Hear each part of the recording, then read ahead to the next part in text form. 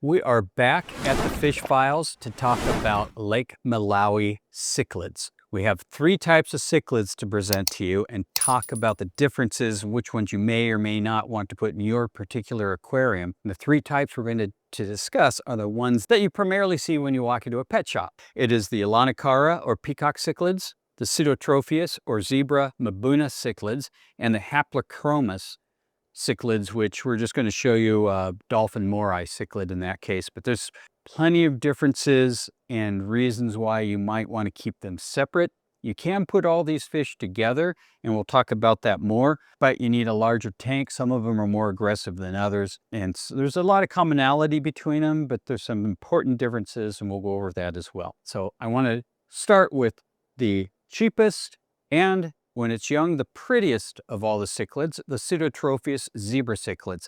Those are your solid yellow, red zebras, your cobalt blues, your labrachromis, yellow labs, auratus. In fact, auratus were probably, well, it was the first really popular cichlid. They're easy to breed. They were easy to catch when everything was F1 and right from Africa to the United States or Europe. Now you really don't get wild or F1 cichlids anymore. There's some people that say they have them from different places. I'm aware of that. They might have a couple, but for the most part, 99.999% of the cichlids that you buy are like F10,000, meaning it's been brought from the wild, it's been bred in generation after generation after generation, and so you're getting a tank-raised species. But that's not such a bad thing. Tank-raised means it's already adapted to an aquarium environment. Don't let that dissuade you. And for the most part, they have the original wild instincts that the wild cichlids would have. Let's start again with the pseudotropheus, which are also called Mbuna, M-B-U-N-A. It's from the Tonga tribe in Lake Malawi, and it literally means rock. And these are considered, they're called rockfish, is another nickname for Mbuna, because that's the translation, which is nice.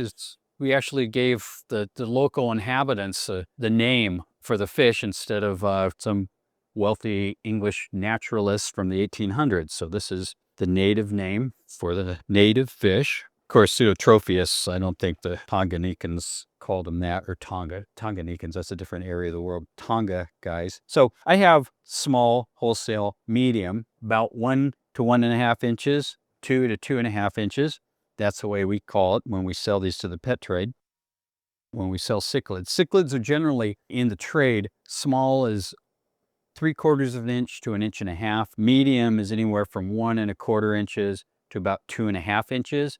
And large is 3 inches to 4 inches, and then jumbo is around 5 inches. That covers pretty much all the cichlids that are offered nationally in the aquarium trade. So as you notice, the small zebra cichlid is just as big as the medium zebra cichlid. They start bright and colorful, and they continue in that regards. Interesting, because when we go to the other cichlids, it's a whole different picture. They are aggressive. They live among the rocks on Lake Malawi, hence the Tonga people called them Mbuna. And their feed at 5 inches, they did eat them or do eat them. These guys they don't eat just veggies. They eat what's called, I love German words. And in fact, if you want to hear some more German words, great Heiko Blair was on one of our previous episodes, and he had some fabulous names on the show. I really recommend you going back. He was one of the best aquarists we'll ever have in the world, and he passed away a couple months ago. Okay, so they eat Ophucks. It's a German word for the growth on the rock, and it's the growth that fish eat, which is like cyanobacteria, little tiny worms, algae. These guys just scoop it up, and that's what they do all day long outside of breeding and fighting with each other for territory. They're very territorial within those rocks. And so they'll do the same thing in your aquarium. Mbunas do need a nice rocky environment in the aquarium. And it's actually a lot of fun to watch them kind of strive for their own places and kind of get together and create their own little households. The females are mouth brooders. They will take the young after the male fertilizes, his job is done. He'll help protect the nest, but the woman does all woman. Female does all the breeding. She holds the eggs, and then as they hatch, she holds a fry in her mouth. The fry are released in about 3 weeks, hopefully survive among the rocks. So for anyone who wants to breed them, they're not that difficult to breed, and it's a lot of fun. Big piece of our hobby is getting the right environment for them to breed, because then you know you're doing everything right for your fish. These are pseudotrophius, and I picked the red zebras as a good example of your typical Mbuna. Yellow labs, probably the most popular of all those, but I also sell an assortment because its colors are so vibrant and solid. But it is harder to put other fish in with these guys because they are pretty tough and pretty mean. They grow to 4.5 inches, not real big fish, but pretty strong. Get to the next fish, which is going to be the peacock cichlid. Now these guys, as I said, were herbivores, but they, like I said, they eat offals.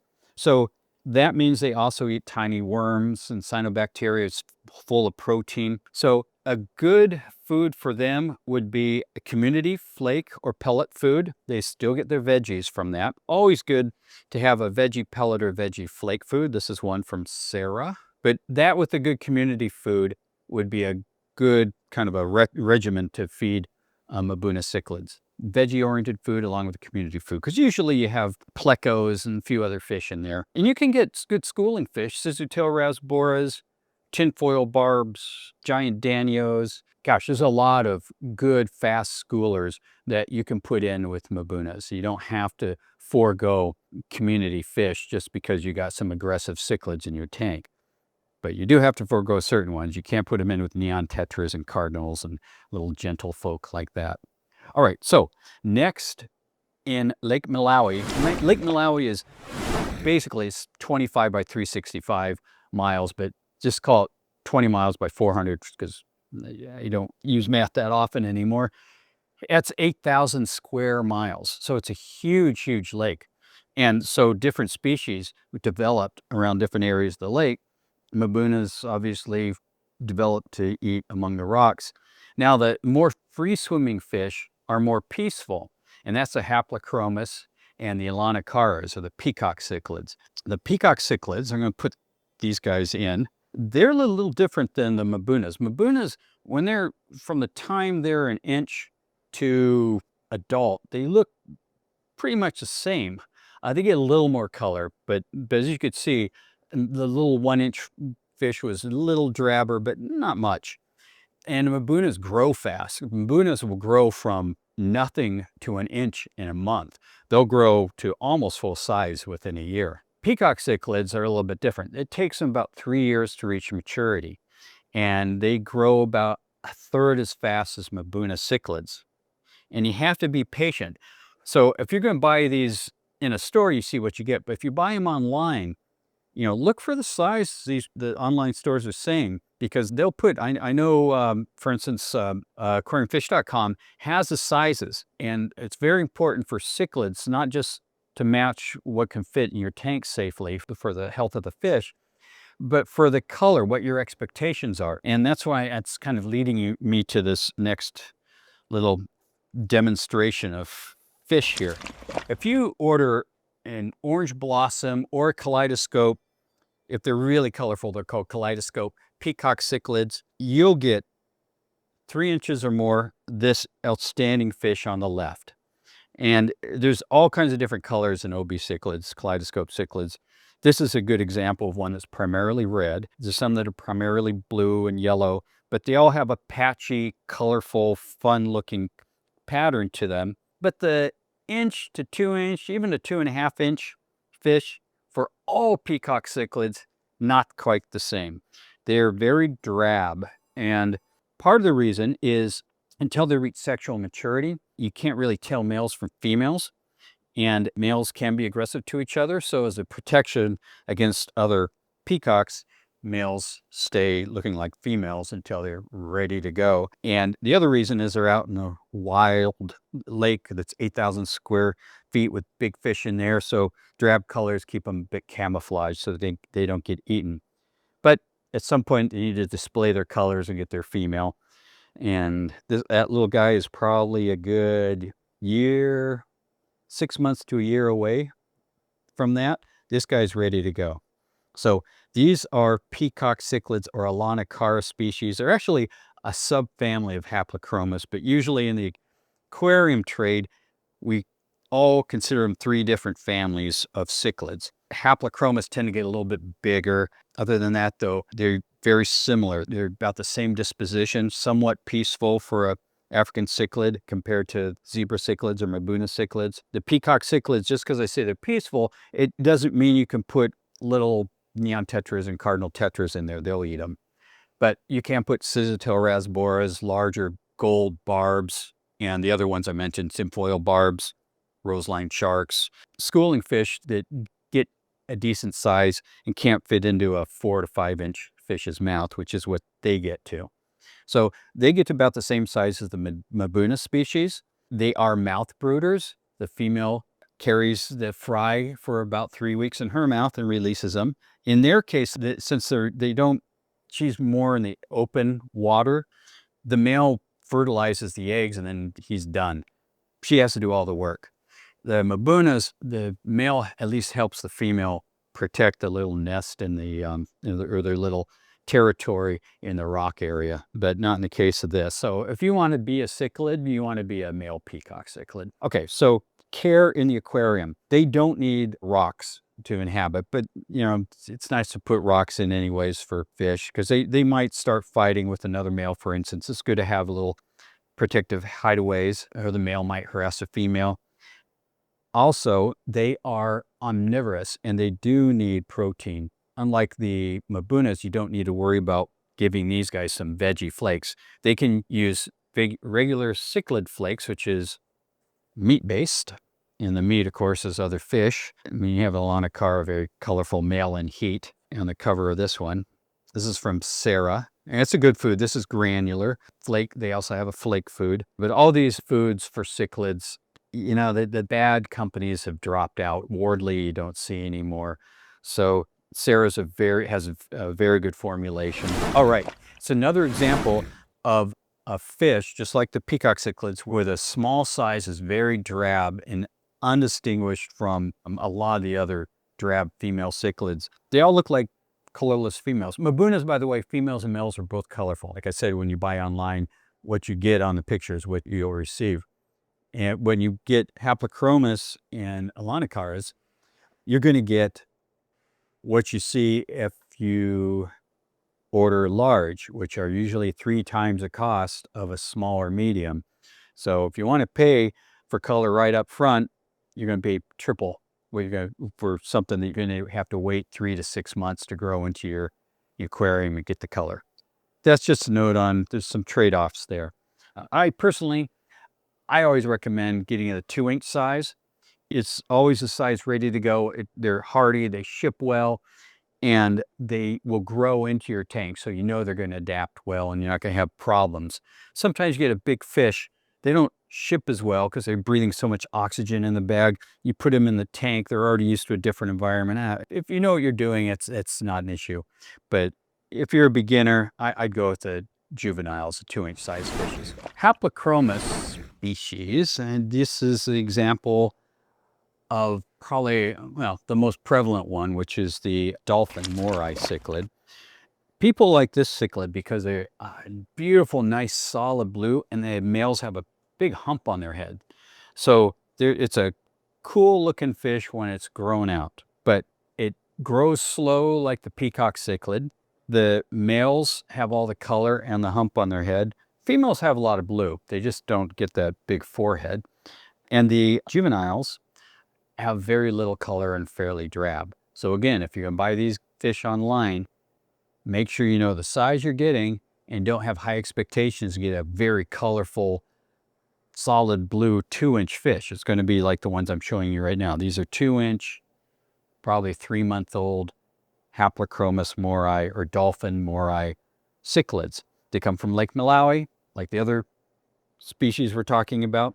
This is the 3rd group. They're more open water even than the peacock cichlid. It's mainly used for saltwater species, the open sea, but we use the word pelagic for fish that swim and live their lives in open water. And the Haplochromus are very similar to some of the tunas and other pelagic fish of the ocean. In that regard, they're out in the middle of Lake Malawi, and they get bigger. They get 8 to 10 inches. compared to this, well, both Pseudotropheus and the Elanocara. But they are also omnivorous. They're very similar to peacock cichlids in that regard, very similar in their behavior. Because they get a little larger, you have to watch some of the species you might mix them with because they'll fit in their mouths. Like you can't put gold barbs in there, Scissortail rasboras, unless they're really big adults. But most other, and small cories, but big cories they probably won't eat because they're barbed catfish. Most of the plecos, if they're a good 3 inches, you'll be fine. So anyways, great aquarium fish, but be prepared for these guys in the tank environment to at least grow 6 to 7 inches. But they'll look terrific, just like the pictures on the internet when you Google them. But remember, when you look at these things and you're shopping for them, whether it doesn't matter if it's Live Aquaria or aquariumfish.com or any of the others, Petco, the pictures they usually show are males in heat. And so you got to read the copy before you make your purchase, or contact their customer service. They don't always have them. Not all of them have customer service, so contact the ones and buy from the ones that have customer service. Aquariumfish.com. I don't know if Petco. It'd be really surprising if Petco and PetSmart have customer service for fish. You don't even know fish when you walk in their stores. That's not fair. I was in a Petco store the other day, and there was a guy who knew fish and was really into them. So sorry about that fella at that one store. But all the other stores, I haven't really come across that. Yeah, it's important to see the difference between the two. I mean, that's one of the points of the show, is how to buy online when you're buying cichlids, Lake Malawi cichlids, which are the most popular cichlids in the aquarium trade, and what they look like and how they behave. So I hope that you've learned a little bit about Lake Malawi cichlids, and if you're looking around to get a cichlid tank, you can kind of plan out the kind of setup you want. There's great pictures of cichlid tanks on the net. I recommend, before you even go out and buy your aquarium, go out and see what other people have done and then put something together. And also go to the blogs. People love this hobby. They love their tanks. They love to talk about them. Take advantage of that. And cichlid guys, African cichlid guys, are a little different than, like, I'm not one. I'm a community fish guy.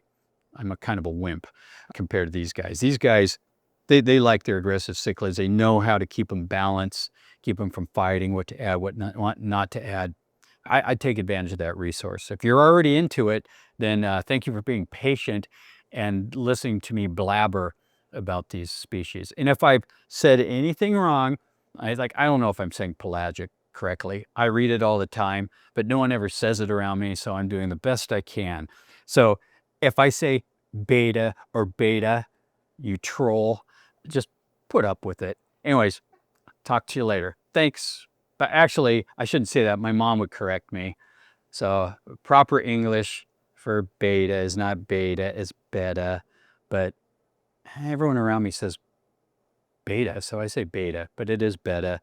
Thank you so much for correcting me, person on the web, for all those 12 times. I got it the first time. So anyways, thank you so much for attending. We talked about starting an aquarium, but if you don't have an aquarium, please like and subscribe to the show first, but please get an aquarium.